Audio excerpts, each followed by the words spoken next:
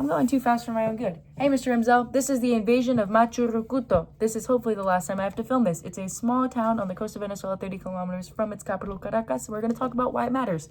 So much of Venezuela's 19th century history is characterized by periods of political instability, dictatorial rule, authoritarianism, and revolutionary turbulence. Primarily the first half of the 20th century, lots of authoritarianism. In addition, the Venezuelan economy, what you really need to know, the Venezuelan economy shifted from agricultural orientation to petroleum production and exports.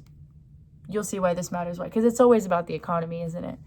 And then ties between Cuba and Venezuela are obviously deeply rooted in geography and history. They were both under Spanish colonial rule. They were both under the same limitations, and so they both basically fought against the Spanish at the same time in the 19th century. Cuban and Venezuelan independence fighters actually engaged in fraternal mutual assistance. They were helping each other out to revolt against Spain. The founding father, Jose Marti, in Cuba, spent 6 months in Venezuela in 1881, and then later again we see connections in 1958 when representatives from the opposition groups embattling Fulgencio Batista convened in Caracas to create the Pact of Caracas, which basically recognizes Fidel Castro as a leader and establishes principles for the post-Batista government in Cuba, but they did that in Caracas. Connections are already being made between the two countries. Many Venezuelans actually had just ousted their own dictator, Marco Pérez Jiménez. Marco Pérez Jiménez was the one from 1950 to 1958. So many Venezuelans sympathized with the Cuban struggles against Batista.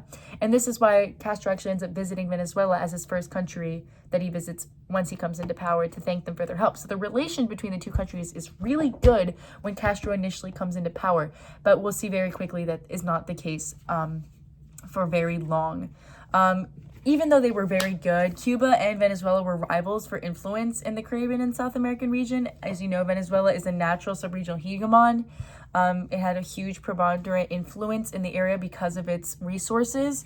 And in the early post-World War II years, Venezuela actually took the lead in ousting regional dictators in favor of democratic movements. And this motto, this kind of mindset of the government, this Wilsonian democracy, this promotion is what ends up actually causing that rift between Castro and Venezuela in the 1960s. With the emergence of Fidel Castro, it enabled Cuba to challenge the movements in the region, basically these democratic movements. And then with all these, though Cuban's challenging was ultimately unsuccessful outside of Nicaragua, it gave Castro kind of a meaningful leverage for national and regional politics, is what eventually gives him the power later in the 20th century. So when Castro came into power, he established his revolutionary socialist state in Cuba after he led his revolt. And he strengthened ties with the USSR and Venezuela, and he kind of cuts out the United States. Castro long sought revolution in Venezuela as well as preferential access to the Venezuelan oil. Castro's first trip after coming in 1959 is where he solicited $300 million in oil from the newly elected president at the time, President Romulo Betancourt. He was elected democratically, as we just previously talked about, and Betancourt actually declined this soliciting, and this is what created tensions between Havana, Caracas, Cuba, and Venezuela. And then late in 1961, he broke relations with Cuba altogether. So those good relations that Castro was building up didn't end up actually going through. And in 1962, Venezuela voted to expel Cuba from the OAS, the Organization of American States. For its part, Cuba provided more than $1 billion in financial support, including arms and military equipment to Venezuelan insurgent movements such as the Armed Forces National Liberation between 1961 and 1964. But the tension still came to head in 1967 when the Venezuelan Army and National Guard were forced to repel an attack by a small contingent of Cuban and Venezuelan guerrillas on the beach of Machurucuto. So basically that is what leads into our main event. These are the tensions that were formed up until this point, where in 1966, the invasion can be seen with a Cuban expedition led by General Arnaldo Ochoa. He invaded Venezuela from the coast of Machurucuto, and this goes on for a good while. That was from an article by Noguera.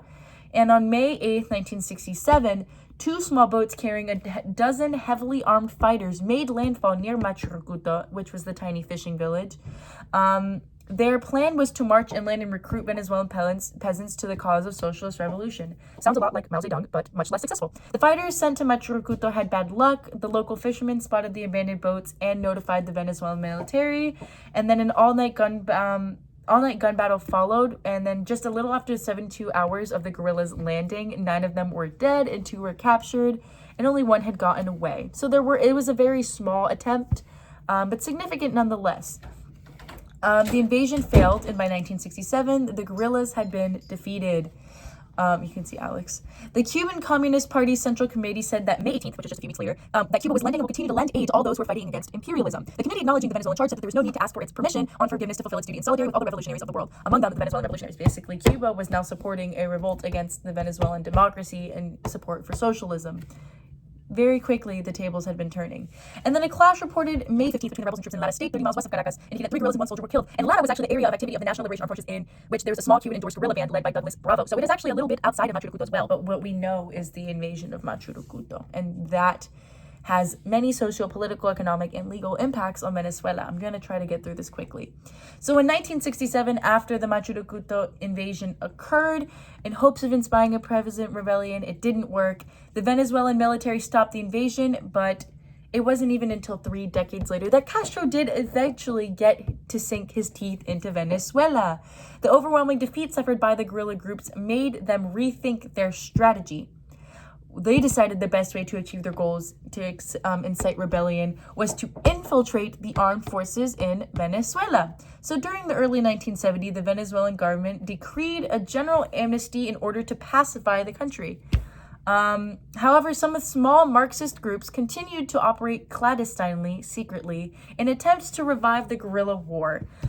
These groups were the Red Flag. Some of them are the Red Flag, Socialist League, and the Party of Venezuela Revolution, which is the PRV. The most important and active members of the PRV are what I had just previously mentioned: Douglas Bravo, Rafael Ramirez, Adam Chavez, who was the brother of the notorious Hugo Chavez. We all will talk about him very quickly.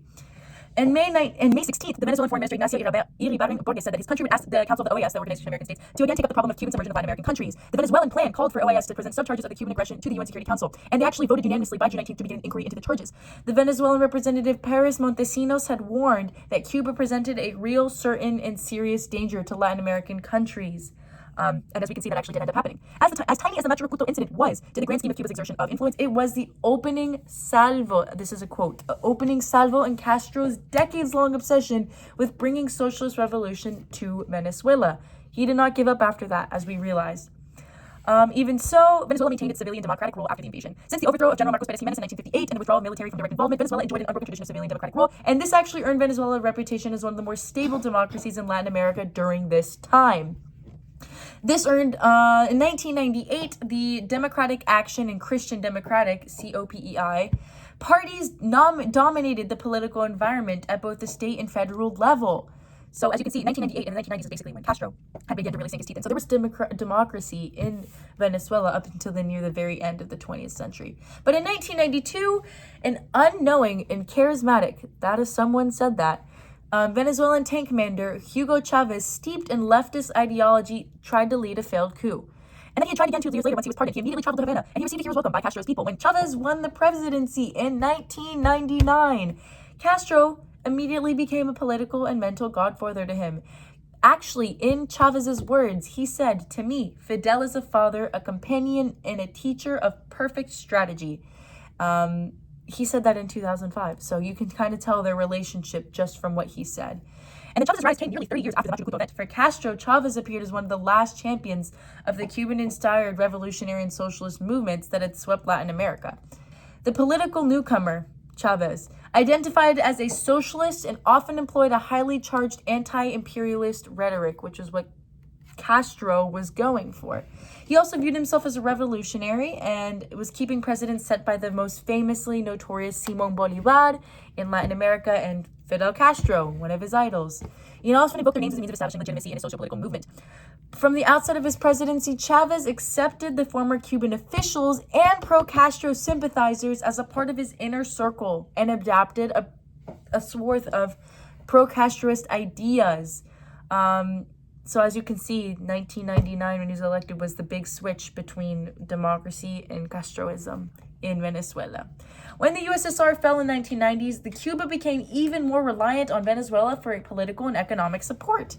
Starting in 2000, Caracas began sending about 100,000 barrels of oil per day to prop up the Cuban economy. See what we mentioned about the oil earlier? Here, it's coming back in.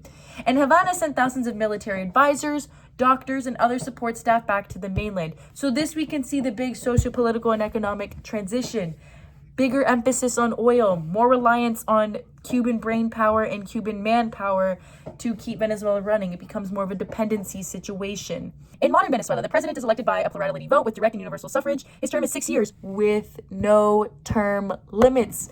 That was because of Chavez. Chavez announced a renewed effort to implement his vision of the 21st century socialism in Venezuela in 2007. He asked the National Assembly to grant him special constitutional powers to make an enabling law to rule by decree with respect to a broad range of issues. Basically, it allows him to nationalize the telecommunications and electricity sectors, have basically no limits on his terms, and have all sectors with significant foreign investments, primarily in his oil projects. So all of the things that I was mentioning were really coming to fruition.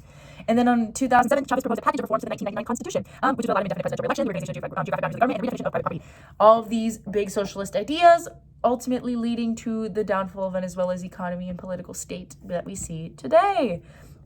Ultimately, the Machurucuto invasion did not play a big role in Venezuela's current socio-political or economic state. As we said before, it was until 30 years later that Chavez and Castro basically sank their teeth into Venezuela. But what did it do? It still established a period when Venezuela and Cuba's relations were critical. Eventually, Castro and Venezuela ended their conflicts, I would argue honestly because of Castro's manipulation of Chavez and role in creating and supplementing those revolutionary movements after Bencourt's rule, after all that happened. And this ultimately led to the rise of militant authoritarianism in those coups, such as the Caracazo, which was basically the pivotal event, the pivotal conflict, the pivotal revolution, where Machurucuto was not the pivotal moment for Cuba. Caracazo was a big step towards that. In this way, the temporary conflict between these two countries set the stage for the emergence of a relationship that characterizes each nation's authoritarian and corrupt governments today. And that is the invasion of Machurucuto. I only went double over the time that I was supposed to. Don't take points off for it. I tried speaking as fast as possible. And now you know a little bit more about Cuba and Venezuela in the Cold War. Bye!